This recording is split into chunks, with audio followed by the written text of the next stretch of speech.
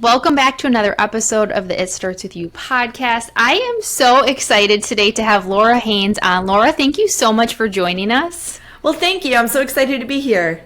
Oh my goodness. So Lora and I have known each other for quite a few years. Like we were in the same area, we're in the same circle of leadership and training. And I just absolutely love Lora. I feel like, first of all, you have this I'm just going to give you some accolades first, make you blush a little bit.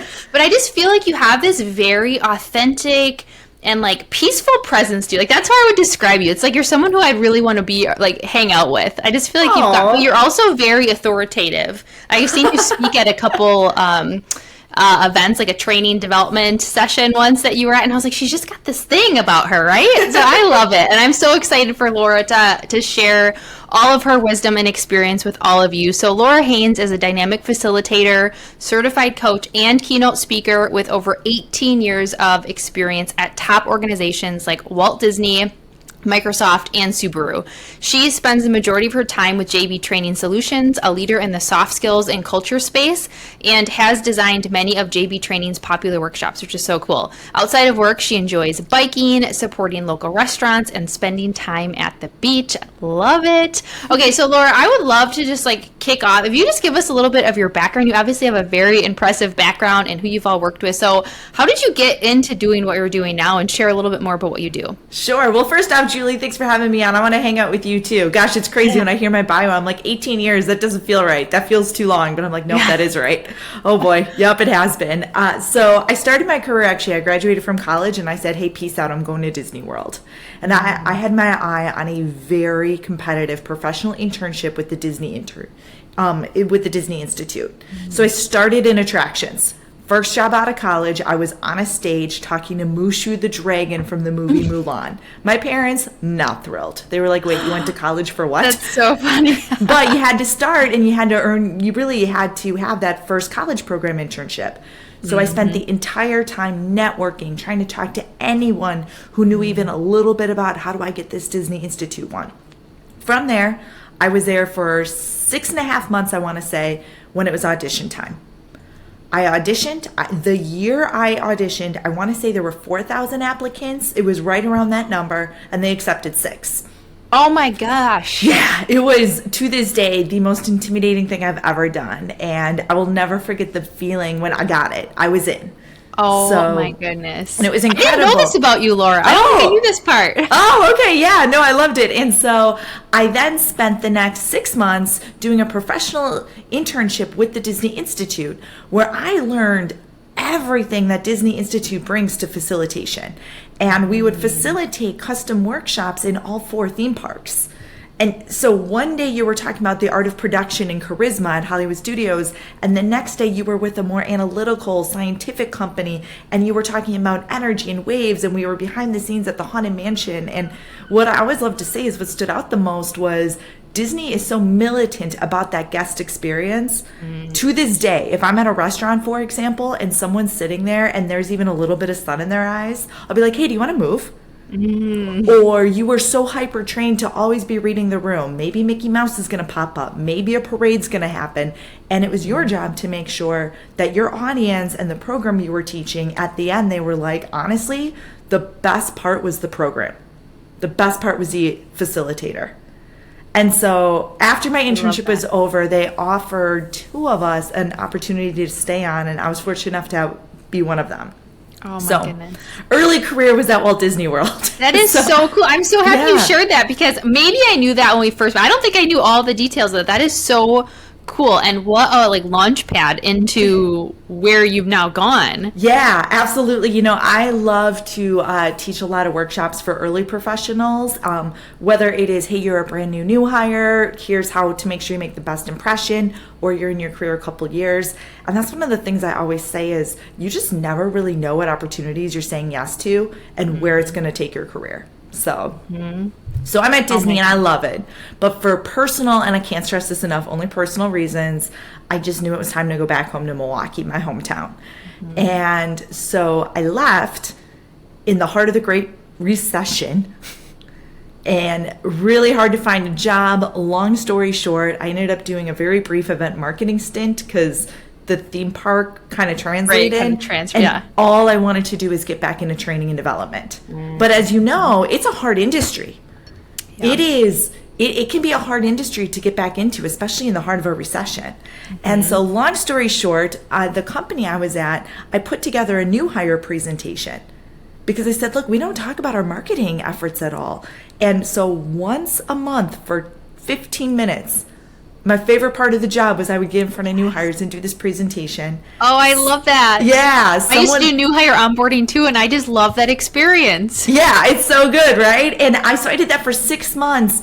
And one of the individuals that saw my presentation once a month ended up getting a new job at a really major cell phone company. You maybe have it in your phone right now. They were hiring a trainer. He said, Laura, you've got to apply. I wasn't qualified because you needed a master's. He had a conversation and said, just give her 2 conversations.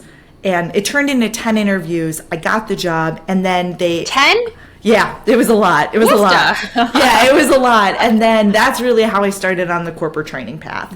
So since then, I now have my master's in, I have an MBA, so in business management. And then my focus was how do you create an engaged culture for all generations? And that really is what got me to where I am now today.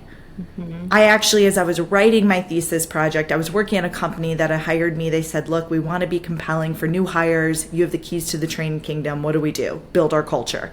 And while I was there, all of my work, working on my master's, I kept reading about this individual. His name is Brad Karsh, and I'd read his book, and I quoted it in my master's. I've got it on my bookshelf right over there. Oh my gosh, and that's awesome.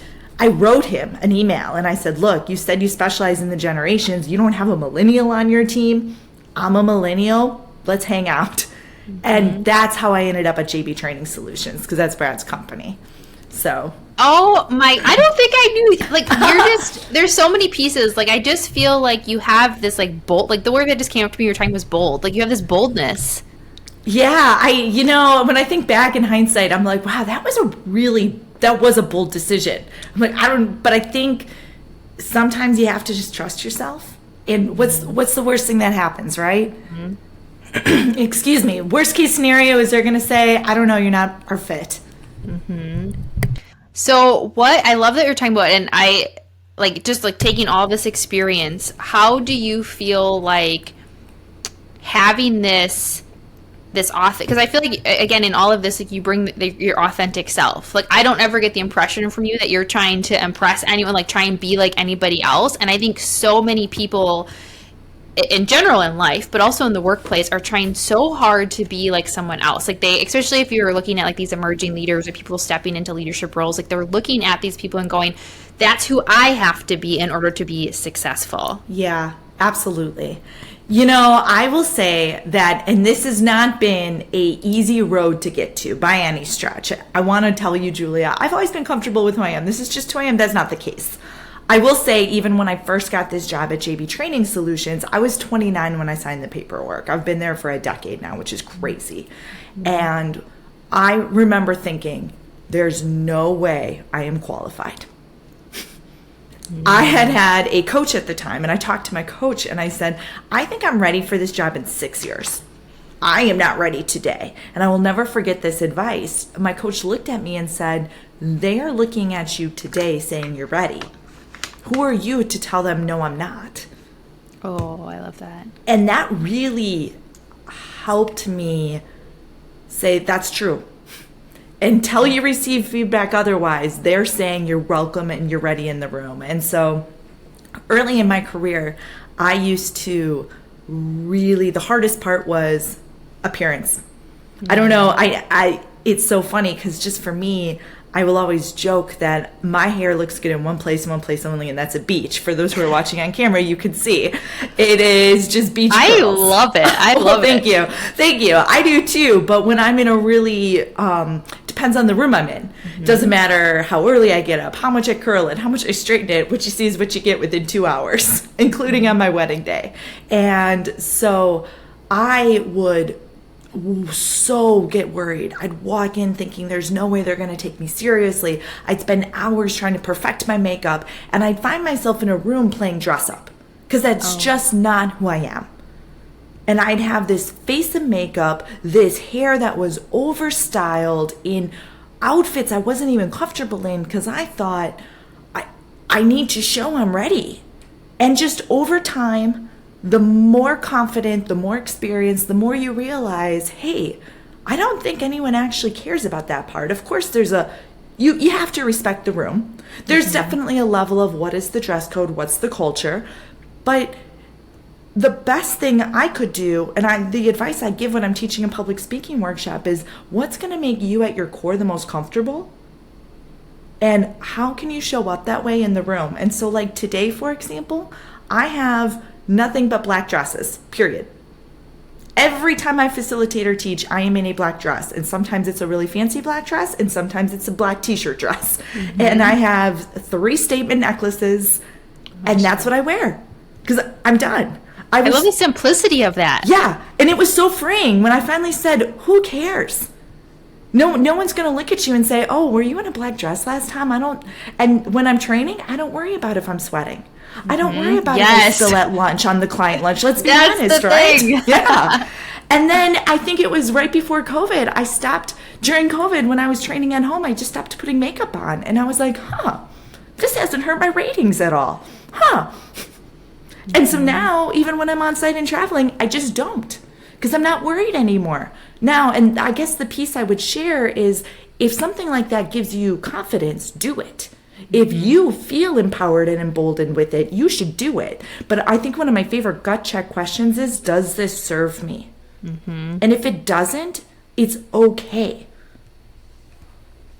Oh my God. There's just like so many mic drop moments that I'm like jotting down notes. Like, wait, I want to remember that. I'll take a sip of coffee. I'll let it just resonate for a minute. It's so good. Everybody listening, do you see why I was like, Lora, will you please be on my podcast? Because you are speaking to just, I would say, and I mean, obviously you work with men and women in the workplace. Yeah. I think men and women both experience this to extent. I think in my experience, women even more so, like this level of expectation of what you look like. And I feel like sometimes there's this pressure of you have to show up. You have to just put in so much extra effort, and whether that's real or perceived, right? But I love so many things you're talking about. So I want to drill into a couple of these things because it talks, it really is like what we were talking about before we even hit record. Like we obviously love facilitating and speaking and being in front of people. And one of the areas that I know we both help people with and really get asked questions on is how do I, in my role, whether they're new leaders up through executives, like how do I work on my presence and how do I work on my confidence and how I carry myself? So I think the first thing that you said was like, first you have to get really clear on like what story are you telling yourself about how you need to be showing up. Because I think there's a lot of storytelling, like I have to be like this in order to be taken seriously. I have to be like this in order to get this opportunity, when really it's all internal. Like that's literally the name of the podcast. It starts with you. It doesn't start with the clothes, the hair. Like it literally comes from the inside. So you said it was an evolution for you. It wasn't just like a light switch. Like was there a moment where you're just like, I'm so over this? Or for you, was it just like this slow build where you just realized like, I want to be more authentic to who I am? Yeah, it's such a good question. I will share, there is a very distinct keynote that I facilitated where it really clicked for me. And we have a course called The Art of Executive Presence. Sometimes we tailor it to the art of presence for women in the workplace. Sometimes it's for new hires and sometimes it's for senior leaders. Content stays relatively similar. And I had been selected to deliver this as a keynote session for a SHRM session out in Boston. And it was just one of those days, right? We all get them, where even though the outfit was good, I just couldn't get all the pieces right where I felt confident. And I spent probably 90 minutes trying to fuck with my makeup or recurl my hair, or I'd look and I'm like, oh my gosh, it's still not, you name it. And I get in front of the room and I thought to myself, you know what? I know I'm literally about to talk about how gravitas is the most important part of presence.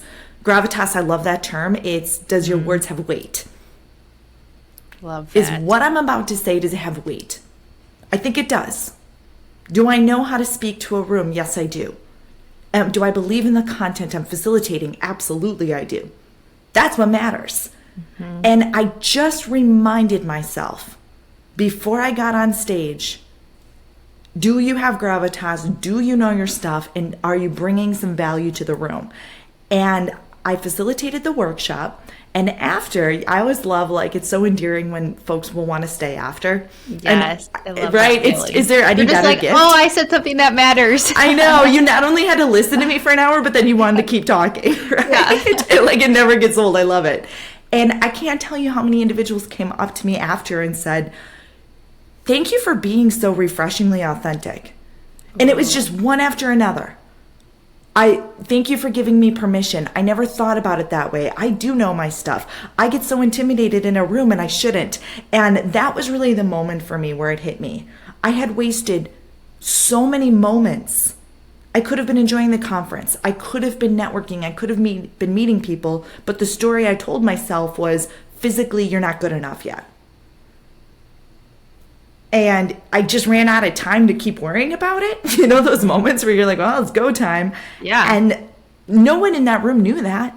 No one in that room knew that that had been my struggle. Of course, I didn't announce it.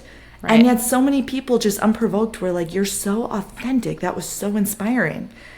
So that was really, for me, the moment. I love it. Thank you for sharing that, because that does relate to so many people. Like, whether it's for someone like, you know, like you, who's like going up and speaking in front of people and getting on stage, if you're, you know, in corporate and you're doing presentations and you're, you know, pitching things or whatever, and you're like second guessing yourself and how you look. And I know I've been there where it's like, oh my gosh, my hair is like getting frizzy, or my makeup, I look oily, all these things. And it's like, really to be able to like anchor back into like, I know who I freaking am. Like, I know who I am, and I know that I have value. And if people can remind themselves of that, and that really then you're making it about the audience, because if you're spending so much time worrying about yourself, like you're so ingrained in your own thing that you can't be present with the audience and really like lean in and be there for them, whoever your audience is in that situation. So I love that you shared that story, and then the fact that people are coming up afterwards, because that's the thing that's standing out to them. Like, that's your unique thing that they really were drawn to. Yeah. Well, thank you. And, you know, I think it is so important. I feel very privileged to work with a lot of senior executive leaders at this point in my career. And one thing I'll always share that I just think is such a powerful reminder, it doesn't matter who you are. It doesn't matter how big your company is, how many letters you have behind your name. You get anyone in a room where they feel comfortable and their guard comes down and the conversation sounds like, was that okay? Am I doing this right? What do you think? We're all still just trying to figure it out all the time. And I love that. Right? And I think it is so important to remember that. It can be so easy to tell ourselves a story of, I'm not enough, I'm too small, I'm missing a piece, versus saying, look, if I know the stuff I was asked to know, and I show up fully present in this room and I give it my all, that it's enough for enough. That's enough. That's such a good point. And I've talked about this before, when I remember when I was in, you know, working in corporate, and I was like that high achiever, and I always say like this perfectionist, and like climbing up the ladder. And it's like, I would look at people, and I've talked about this on the podcast before. I'd look at these leaders who I aspired to be, who are in these executive level roles. And I'm like, oh, they have it all figured out. They're so confident. And now that I run a company that I also get the opportunity to coach and work with these senior executive leaders. And we're working on things like confidence, like owning their voice. It's just at a different level. It's just at a different, you know, maybe a little bit more strategic place. But the conversations are still the same between them and new leaders around, like, just like you said, like, am I doing this right? Do I have every single person is human, and they have those days. So what are some of the things, like, for those people who are listening right now who feel like maybe they are really stuck in their head, in wherever they're at right now, like second guessing themselves? Maybe it is how they look, or maybe it's, am I the right fit for this? Can I do this? Like, back to like you were even thinking when you accepted your role. What are some things that they could do to help them to kind of like get closer? Like, what are some of the things that you teach? Yeah. You know, there are two questions I love to ask myself, and that I often facilitate and love to bring into content, that I just think can help us ground us in so much clarity. And the first one is this. There's been some studies that show, on average, in 60 minutes, we best case scenario, we're going to remember about 7% of the words. 7%. That's not a lot. If you don't believe me, it is Tuesday morning. I just want you to think about meetings you were in last Thursday. How much do you remember? I don't even remember what day of the week it is. I know, right? Probably not a lot, right? And so I think before you're walking into a room, to get crystal clear, whether it is that weekly status call, it is a one-on-one spontaneous meeting, or it's a formal presentation you've prepped for, what is the most critical 7% that I want to make sure is clear? And I think that can be your anchor. And when you take that second to do that gut check before you walk into the room and say, they brought me in for a reason, they invited me for a reason, what is the most critical thing I need everyone to remember? And when we start there, and then the second question I love to ask, and I know it's been overused a lot lately, but I do think it's important, is to say, there's a reason this wasn't an email. I'm supposed to do more than read a slide word for word and ask, are there any questions? Yes, right? Thank you. Say it again for everybody. There's a reason this isn't an email. Someone took the time to type your name, invite it to the meeting, and say, please speak. And so I think those two questions alone, you absolutely will show up with gravitas. And gravitas is the most important piece of presence. And then you will because you've taken that moment to think it through, now your communication is going to be really strong. Now you're going to have the right tone because you've taken that minute to get really confident on what your 7% is, on why it's not an email. And the impression you're going to give is, wow, they're really good at a meeting. Gosh, that was great. So that, I think, to me is the most important gut check question. I love those so much. So thank you. I love the 7%. So the two things, right? And maybe you need to like pause this and go back, re-listen. But the two things that Lora just shared are so important. I love just like, you know, again, if we like simplify it too, it's like 7%. Like what, if you can even remember that, like, well, yeah, what's that 7%? Like what's the thing that I can say that's really going to stand out for them? And then also, like, I'm here for a reason. Like, there's a reason they asked me to be in this room and here, and that, right, like you said, it's not like a one-line email. I absolutely love that. Something that just popped up for me, and this might be taking us down a whole nother thing, but I think it's related, is when you're talking about this presence, Lora, and you're talking about, you know, like you have to find it within yourself, and also to be able to kind of know the environment and read the room. One of the things that came up for me, I know this is another area that you really are passionate about, is just different generations in the workforce. And why this really correlated for me is because I think there are some misconceptions and or sort of like stereotypes or whatever word that you want to use around how certain generations might see what it means to have presence in the workplace or to.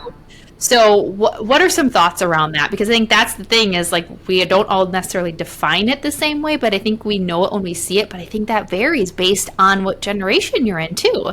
Yeah, absolutely. You know, it's so interesting because the different topics that are booked, we'll have some years where there's going to be 3 years ago, no surprise here, burnout was the hot topic.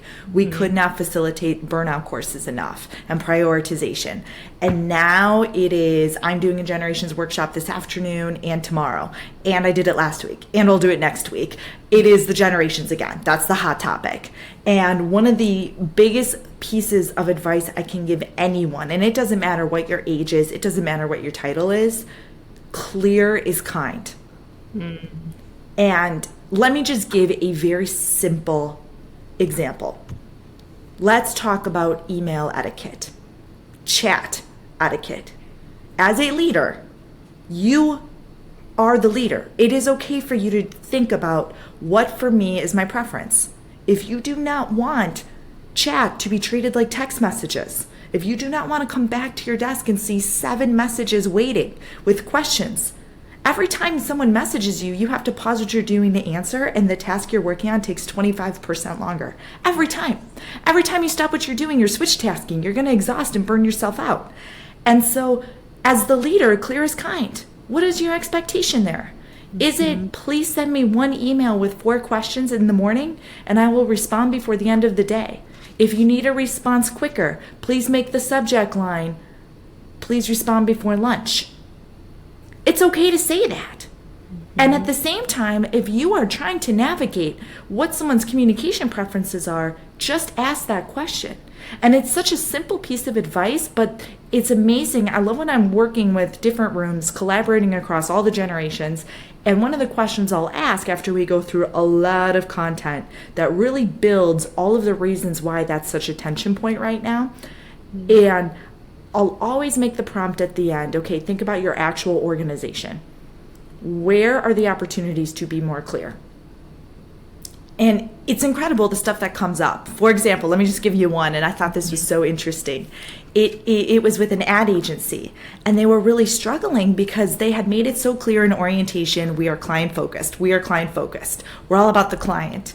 And yet they were getting really frustrated because their new hires, if a client emailed them and they were in the middle of a meeting, they would leave the virtual meeting to answer the client email. And there was this tension of like, this feels like common sense. It's like, well, it might not be. Because what you said is the client comes first at all costs. Clear as kind. What actually did you mean? How many hours can the client wait? How many minutes? Is it okay to respond at the end of the meeting? And That's such a good example. Yeah. And I think it's just to really slow down no matter what perspective you're coming from, and to either say, have I asked the questions to get the clarity I need? Or have I proactively shared the preferences I have? That is such a good example, because I'm just thinking like beyond even just, when we talk about generations, like first of all, I think there's so much unsaid, and there's so much assumptions that are made on all the different age groups, and honestly, in anything we're thinking of, there's a lot of assumptions we make.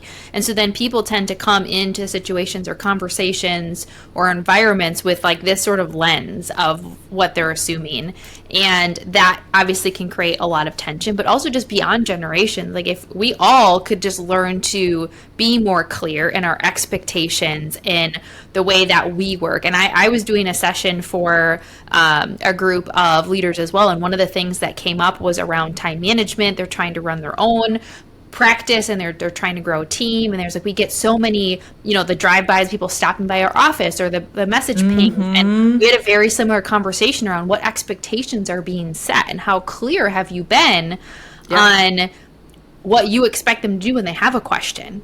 And also then, if you set the expectations, are you sticking to it and holding them accountable? Ooh, such a good point, right? Right? Absolutely. Are you saying, please send me an email, but then you're responding to the chat immediately? Because you've just now negated it. You've created a traffic jam of expectations, right? I love this. Is so okay. So clear is kind, like that. Clear is kind, and you can use this in so many different situations. I know. And just really for everybody, like I mean, communication is one of the things I geek out on all the time. That's my degree, and obviously I do that as well. So it's just like, how can you be more clear in those expectations and the way that you're communicating? And obviously this all ties to the presence too that we were talking about, because that adds to your confidence when you start to use your voice more to set expectations, to set boundaries, to stick to those, especially as a leader. If you want your team to do that, like, you need to be the one that goes first and shows the example for people. Yeah, absolutely. And I would also add to that, I love what you're saying so much. Don't underestimate the power of creating space. Like, even as a leader, to look at someone on your team and say, is there any questions you have? Is there anything I could be more clear about? Create the space. Yep. Say, is there anything when it comes to response time that you'd love some more clarity on? Because sometimes we have thoughts, we have questions, but we don't want to ask. We don't want to be too much. We don't want to be that resource drain and that burden. And so we keep it bottled up and we try to mind read. Yes. Yeah. Yeah, I think sometimes like, I don't want to bother them, or I don't want to come off. I think sometimes what people say is, well, I don't want to, I don't want to come off too strong, or I don't want to rub people the wrong way. It's like, it's actually going to do the opposite. Like, things that are left unsaid is usually what causes the issue. Yep. 100%. Oh my gosh, Laura. I feel like we could talk forever. I'm like, there's so many things I want to talk about, but I absolutely loved this conversation. And some of the key highlights, obviously, is just around, like, back from your original story around just, honestly, just being bold, like that you went for the opportunity at Disney, that you made the ask. Like, this is a good reminder to people. And one thing I want to highlight before we wrap up is I was recently at a retreat, and they did this, like, I won't take the time to go through the whole exercise, but we did this whole exercise, and we got done. It was all about that we kind of create these rules in our head of things that we're allowed to do or we should or shouldn't do, when a lot of the times those are made up rules. Yeah, we should all over ourselves. Yes, we should all over ourselves. So like, oh, I shouldn't reach out to that person and say, hey, you should have someone on your team. Like, so many times people don't go for the thing because they've created this made up rule, like, oh, you just don't do that. When really it's the people who break these fake rules that are the ones that really get to like do what they want, like get to do what you want to do. Had you not done that, like if you had some rule in your head that was like, I'm not allowed to reach out to this person and offer myself up to, you know, the team, you never would have gotten to do what you do now. Yeah, that's true. Absolutely. And I love to just keep that in mind of like, it's not up to you to decide what you're good enough for. Yeah, that's so good. Oh my gosh. We're always going to doubt ourselves. We're always going to give ourselves less credit than everyone else in the room is probably giving us. Yes. Yeah. And be yourself, be your authentic self, and have that presence that is meaningful for you. I love you said before, like, what's gonna serve me? Does this serve me? Me, not like my expectations, what other people expect, but does this serve me? So good. Okay, so one of the last questions I love to ask as we're wrapping up is, the name of the podcast is It Starts With You. So I love, Lora, if you could explain, what does It Starts With You mean to you? Ooh. When it comes to thinking about that question, it starts with you, and that's such a good one. What I would share, Julie, when I think about it is something I love about public speaking in particular and coaching is you're not going to be everyone's style. You're not going to be everyone's preference, and that's okay, and that's actually really beautiful. That's why there's so many music tastes out there. That's why there's so many versions of books. That's why there are so many public speakers. If you go to a conference, you will see 10 speakers, and you may love 4 of them, but 3 were like, meh, they weren't for me, but for someone else, it was the best part. And I think that is just so important to remember, like, the style, who you are, how you naturally show up in the room is going to be enough. The second you try to be someone else's style, I think that's a really important gut check to say what's going on here. I just want to, like, we need to sit with that for a second. What you just said around the way that you show up is going to be enough. If you know your stuff, if you know your 7%, I mean, you've got to take the credibility seriously, but when it comes to your personality and how you present yourself, yeah, it's so true. It's so true, because it's like you showing up is good enough. And that's something I talk to my clients about a lot, is that especially when I'm working with speakers, where it's like, you've got your unique thing. Or like when we're talking to corporate people, it's like, what's your unique value proposition? This thing that you bring that only you bring. Even if there's 10 other people with your title, like, you've got something that only you can bring. So Lora, thank you so much for joining us, for sharing all of those insights. And people are going to love you just as much as I do. So where can they, if they want to connect with you or stay connected, where can they find you? Oh, thank you so much, Julie. This was so fun. Let's go to the beach together. Right? I'm all for it. I would share, let's start with LinkedIn. LinkedIn's probably going to be the easiest way. Lora, last name Haines. Send me a note, send me a message, mention you mentioned this, and let's get the conversation started. I would love to meet you. I'd love to talk to these individuals. Amazing. Please, again, thank Lora for joining us, by listening to the episode, by sharing it out, tagging her, letting her know what really stood out for you. That's how we can thank our guests for joining us. So Lora, thank you so much for joining us, and everybody, remember that you are good enough as you are. Thank you.